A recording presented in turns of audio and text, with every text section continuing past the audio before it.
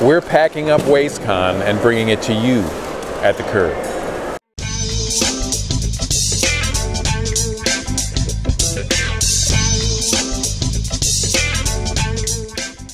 Hello, this is Waste and Recycling News Editor John Campanelli, and I'm here with reporter Jeremy Carroll. The final moments of Wastecon near Washington, D.C. They're packing up shop here. Jeremy, we're going to do this week's Curbside Live with some big news this week. Tell us what some updates on flow control. Yeah, so yesterday, on Wednesday of the show, the General Counsel for SWANA gave a presentation about litigation updates on flow control, and of course it was heavy about Dallas. And he said that he believes that Dallas is going to lose. And the NSWMA attorney just happened to be there in the front row, the opponents in this case, and he agreed. And but that case is probably going to go to appeal for sure. Either way, but they both agree by the end of the year Dallas is going to lose this round of the flow control fight. And it is just one round. This is not going to.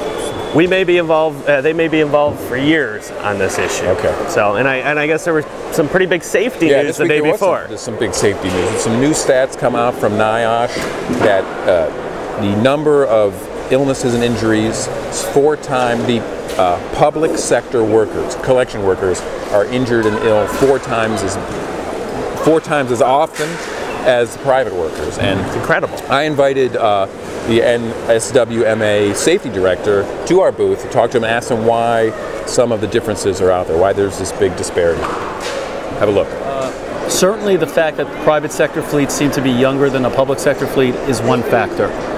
NIOSH believes that the average age of the employee when he gets injured is a significant factor in these higher rates.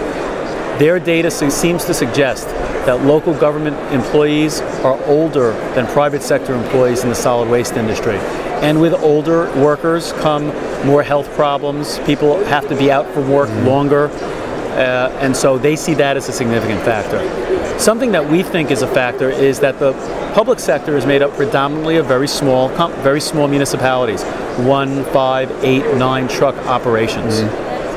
On the private side is dominated by very large companies that have very robust safety programs, companies like Waste Management and Republic and others.